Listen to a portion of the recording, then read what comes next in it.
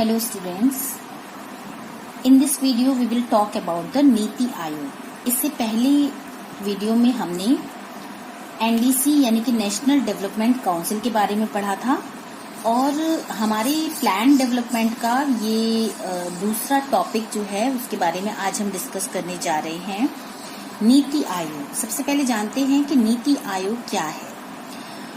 अगर हम स्वतंत्रता की बात करें कि भारत जब स्वतंत्र हुआ उसके बाद जो डेवलपमेंट को एक पर्पस मानते हुए भारत का सबसे मेन एम जो था वो था राष्ट्रीय विकास करना, नेशनल डेवलपमेंट करना और हर फील्ड में डेवलपमेंट करना। तो उसके लिए पंचवर्षीय योजनाओं की स्टार्टिंग की गई और एक प्लानिंग कमीशन गठन किया गया था 1950 में, जिसका जो हेड है वो पीएम होता है, प्राइम मिनिस्टर होता है। और स्टार्टिंग में जो हमने मॉडल अपनाया था अपनी अर्थव्यवस्था का और अपने अर्थव्यवस्था डेवलपमेंट प्रोसेस का, वो था समाजवादी सोशलिस्ट मॉडल जो सोवियत संघ का था। तो स्वतंत्रता के बाद हमने यूएसएसआर का सोवियत मॉडल अपनाया अर्थव्यवस्था में और उसका जो मेन उद्देश्य होता है कि योजना बना के काम करना, और इसीलिए 1950 में प्लानिंग कमीशन की भी सेटअप किया गया था। 65 इयर्स के बाद जब वो इतना अप्रासंगिक हो गया, इतना ज्यादा प्रभावी नहीं रह गया, इतना इन्फ्लुएंशियल नहीं रह गया जो अभी रिसेंट जो डिकेड्स गए हैं उसके बाद, तो 65 इयर्स के बाद जब प्लानिंग कमीशन इतना ज्यादा इन्फ्लुएंशियल नहीं रह गया और इसके साथ ही साथ 1 जनवरी 2015 को जब 2014 में मोदी सरकार बनी और केंद्र में सत्ता परिवर्तन हुआ, तो उसके बाद 1 जनवरी 2015 को प्लानिंग कमीशन को रिप्लेस करके और उसकी जगह पर नीति आयोग की स्थापना की गई। ठीक है।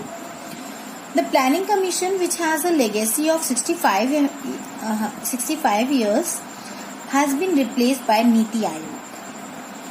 ऐसा क्यों हुआ, आगे हम इसके बारे में पढ़ने वाले हैं। एक्चुअली जो प्लानिंग कमीशन था वो काफी हद तक एक इकोनॉमिक मॉडल देने के रूप में सही था। वो योजनाएं बना सकता था और उसने जो इकोनॉमिक प्लानिंग की थी हर राज्य के लिए, हर स्टेट के लिए, जो रिसोर्सेज के ऊपर जो रिसर्च किया था उसने कि कौन से राज्य में कौन से रिसोर्स पाए जाते हैं, कहाँ कितना रिसोर्स की आवश्यकता है और कैसे उसको मैनेज किया जा सकता है। देखिए, एक बात हमें नहीं भूलनी चाहिए कि इससे पिछले वीडियो में जो हमने नेशनल डेवलपमेंट काउंसिल की बात कही गई है वो नीति आयोग के सलाहकार के रूप में वर्क कर रहा है। ठीक है, मतलब दोनों एक ही काम कर रहे हैं, दोनों का उद्देश्य एक ही है, नेशन का डेवलपमेंट करना।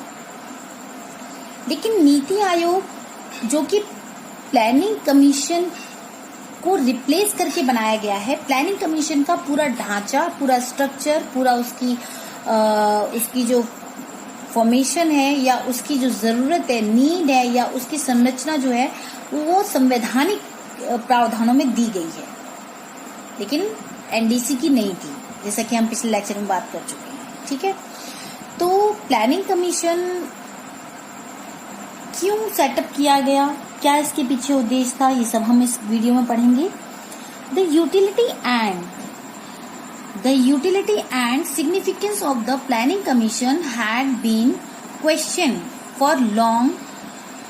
The replacement seems to be more relevant और responsive to the present economic needs and scenario in the country. क्योंकि प्लानिंग कमीशन ने जिस इकोनॉमिक प्लानिंग की बात कही थी वो हर स्टेट के लिए सुटेबल नहीं प्रतीत हो रही थी। क्योंकि हर राज्य की अपनी अपनी मूलभूत आवश्यकताएं होती हैं और अपना अपना स्ट्रक्चर होता है, अपने अपने उस जगह पे पाए जाने वाले रिसोर्सेज होते हैं और अलग अलग इकोनॉमिक डेवलपमेंट होता है। तो सभी के लिए एक ही प्रकार की रिसोर्स प्लानिंग, एक ही प्रकार की इकोनॉमिक पॉलिसी को अपनाना सर्वथा गलत है। तो इसके लिए अब इसमें कुछ मॉडिफिकेशन किए गए और the national institution for transforming India, popularly called Niti Aayog, was set up in 1st January 2015. Okay. Hello students. In this video, we will talk about the need of Niti Aayog.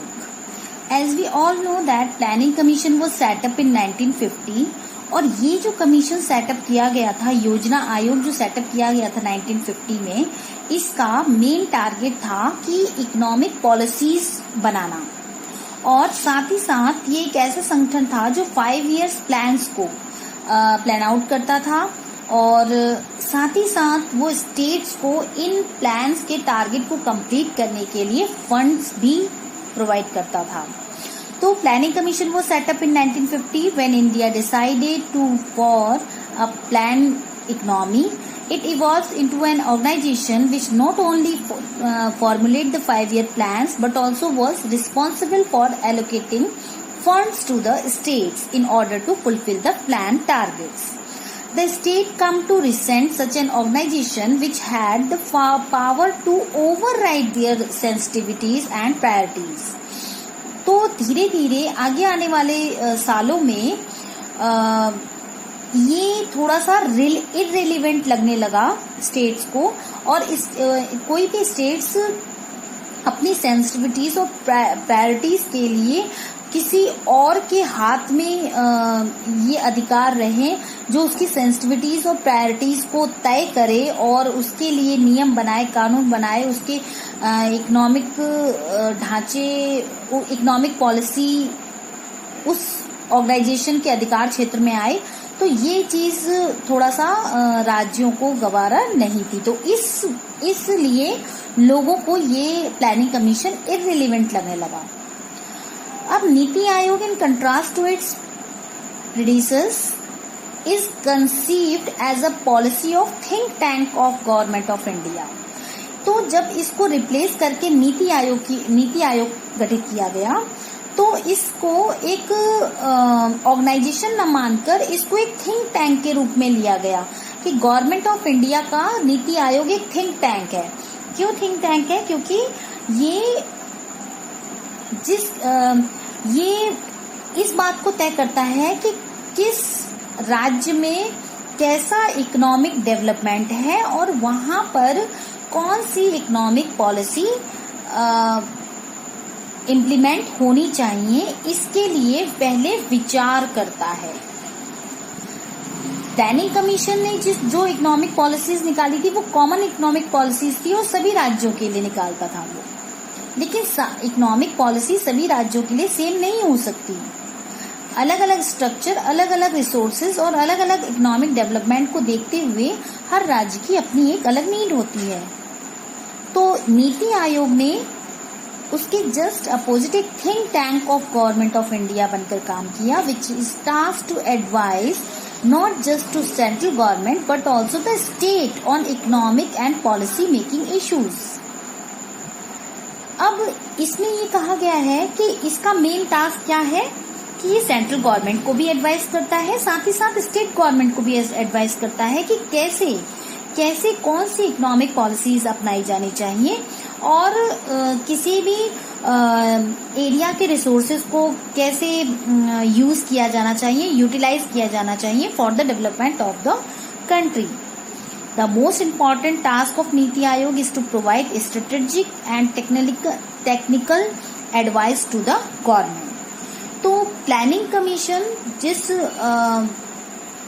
Commission भी development के purpose से ही setup किया गया था, लेकिन यहाँ पर नीति आयोग को सेटअप किया गया और नीति आयोग का जो सबसे इम्पोर्टेंट काम था वो था कि एक स्ट्रेटेजी प्रोवाइड करना जिससे कि हर राज्य अपना इकोनॉमिक डेवलपमेंट अपने अकॉर्डिंग कर सके, वहाँ के रिसोर्सेज को देखते हुए कर सके, वहाँ की स्ट्रक्चर, वहाँ पाए जाने वाले रिसोर्सेज और वहाँ के इकोनॉमिक डेवलपमेंट को देखते हुए वहाँ का वर्क हो सके, ठीक है, वहाँ डेवलपमेंट हो सके।